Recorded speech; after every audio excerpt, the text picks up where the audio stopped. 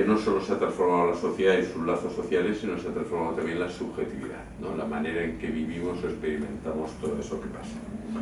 Si hiciéramos la lista de nombres que se han usado para nombrar a esos desinsertados sería muy larga, ¿no? Pero desde yo, la primera asignatura que di, creo que se llamaba inadaptados, me parece algo así, ¿no? Inadaptados, desadaptados, deficientes, discapacitados. Bueno, ahora hablamos de personas con diversidad funcional, ¿no? En riesgo de exclusión social, es decir, que vemos la dificultad de encontrar el nombre adecuado para cernir algo, ¿no? Para tratar de situar algo que es siempre un real complicado, ¿no? La locura, la violencia, la precariedad social, cuesta encontrar lo que nombre, digamos, de una manera clara eso, ¿no? Y que son aspectos que en los casos, evidentemente, que relata Cosme está muy presente, ¿no? Es decir, que hoy desconfiamos, con razón de esa supuesta normalidad, desconfiamos de la autonomía del yo. Hemos pasado una pandemia y todos hemos sido conscientes de la dependencia que tenemos todos, ¿no? La dependencia del cuerpo, la dependencia del lenguaje, la dependencia del otro, la distancia nos ha puesto de manifiesto esa heteronomia, es decir, esa necesidad, digamos, de tener al otro.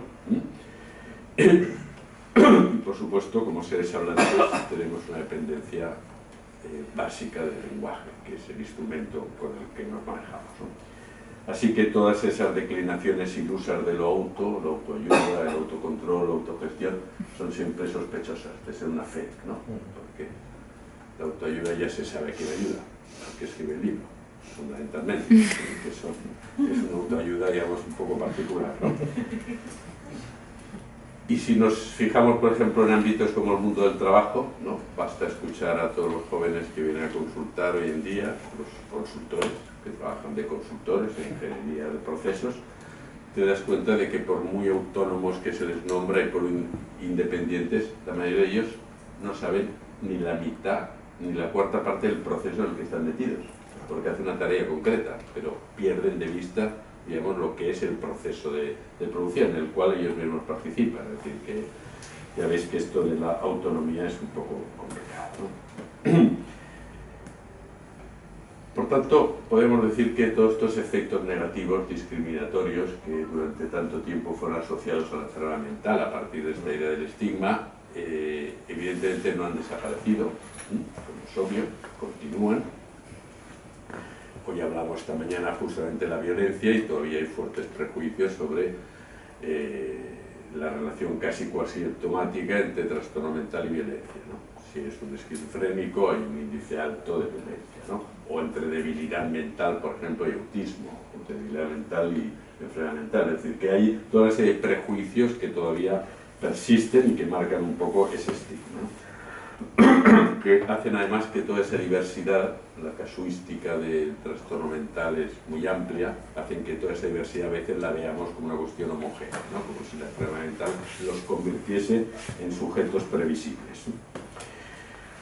Yo, cuando escribí el prólogo, quise recordar una visita que hizo Jacques Lacan justo cuando terminó la Segunda Guerra Mundial a Londres, ¿no? Y ahí se encontró con un par de psiquiatras y psicoanalistas, Wilhelm Bioth y Rickman, que se habían ocupado, eran militares, es decir, estaban adscritos al servicio médico del ejército británico y tenían un poco la función de tratar a los desertores, no exactamente, sino a los inadaptados del sistema, digamos, a todos aquellos que no querían ir a luchar. No siempre por cobardía, sino porque no veían el sentido, porque objetaban, digamos, no se adherían al ideal que había en aquel momento, que era el ideal de combatir en contra del fascismo, ¿no? Del nazismo. Entonces había toda una serie de personajes un poco raritos, frikis, que había ahí, y entonces le encargaron a estas personas, a Bioth y a Rickman, a ver qué se podía hacer con esas personas. Entonces, bueno, Lacan estuvo un tiempo allá en Londres, escuchó un poco, asistió a algunas de las reuniones que hacían y vio que se trataba de una serie de sujetos que podríamos llamarlos anormales en el sentido Foucaultiano, ¿no? No patológicos, sino en el sentido de que eran sujetos que dentro de una amplia heterogeneidad, porque además cada uno era su padre y su madre, evidentemente, pero eran personas que desafiaban la normalidad y que encajaban un poco en el mainstream, ¿no? Digamos, en lo que era la corriente principal, ¿no? Dice Lacan, habla de ellos como rezagados, ansiosos, a veces delincuentes, presos de estados confusionales, inadaptados, asolados por sentimientos de inferioridad. Es decir, que podíamos encontrar, como veis, un amplio abanico, ¿no? Eran sujetos, podríamos decir, singulares, cada uno de ellos, ¿no? En su diferencia absoluta, uno por uno, había que tomarlo para tratar de entender un poco.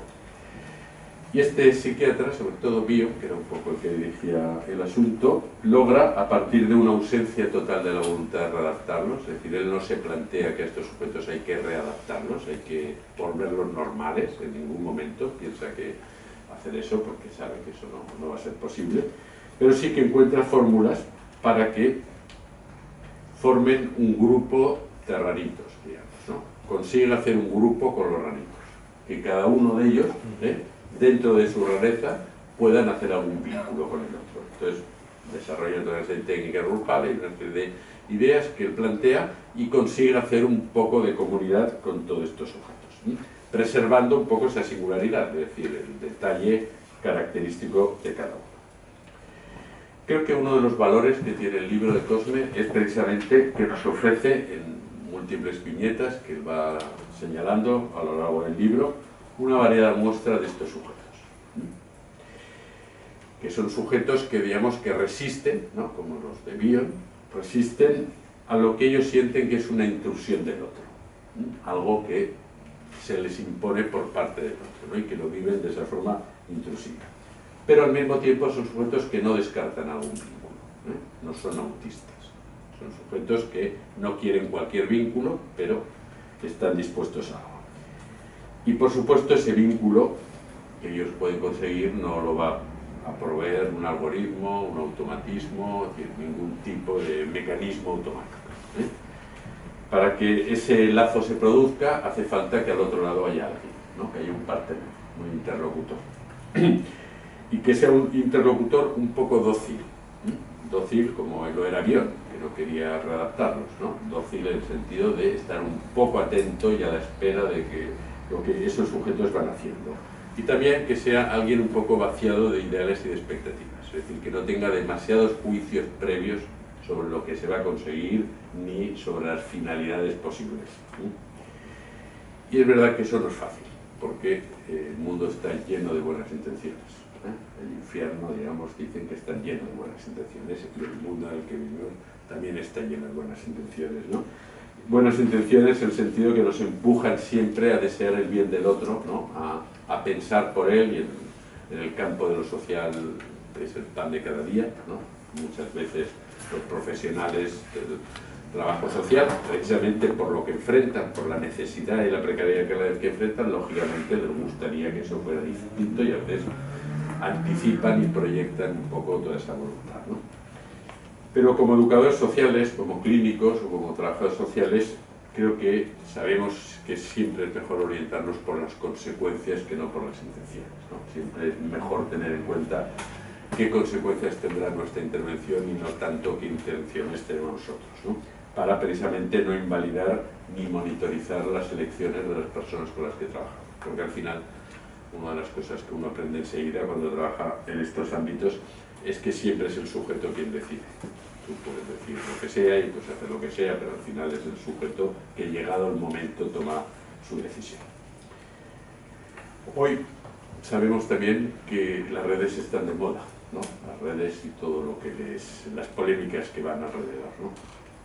Cuando surgieron todos pensamos, la mayoría, que eso iba a cambiar muchas cosas, que nos íbamos a quitar muchas ataduras de lo vertical, ¿no? Que las redes se presentaban como un nuevo otro horizontal, que eso permitiría otro tipo de interacciones. Bueno, ya nos pasó a todos la fiebre, ya somos conscientes de que por supuesto eso se gobierna por significantes amo y que eso se gobierna por una lógica en la cual la democracia no es el primer valor. Acaba de comprar Twitter el friki de Elon Musk y no está en sus cálculos precisamente la cuestión democrática. Están los beneficios, la egolatría y otro tipo de factores, ¿no? Pero lo digital, lo hablamos también esta mañana, sigue siendo un otro muy actual. Un otro quiere decir un interlocutor, ¿no? Alguien con el cual, digamos, plantearse las cosas, ¿no? Y que viene, nosotros hicimos un libro que llamamos Del padre al iPad, para mostrar un poco esa transformación del padre, de ese otro del patriarcado, que tenía sus características, a un otro, un iPad, un padre electrónico, digamos, a otra figura de ese otro más ligada a los objetos. Y en ese sentido podemos tomar también varias versiones de la red, ¿no? Tenemos esta, de la red ligada a lo digital, pero también hay la red como el lugar de los lazos, ¿no? Y este es, me parece, el significante o el valor que toma Cosme en el libro, ¿no? La red como una práctica, la red como un modelo, digamos, de relación, ¿no? Y lo interesante, y esto se ve bien en el libro, es que es siempre el sujeto el que le otorga valor al otro. Es decir, la red está ahí, pero tiene que ser el sujeto que le dé un valor a esa red, ¿no? Que quiera, digamos, participar en todo eso. El sujeto en ese sentido, y lo sabemos por la práctica, hace y deshace la red. Yo siempre recuerdo una señora en programa Intercharges que me dijo una vez, dice, no sé si han incluido bien a todos los profesionales de la red, porque creo que no han puesto al CDIAP, creo que era. Y entonces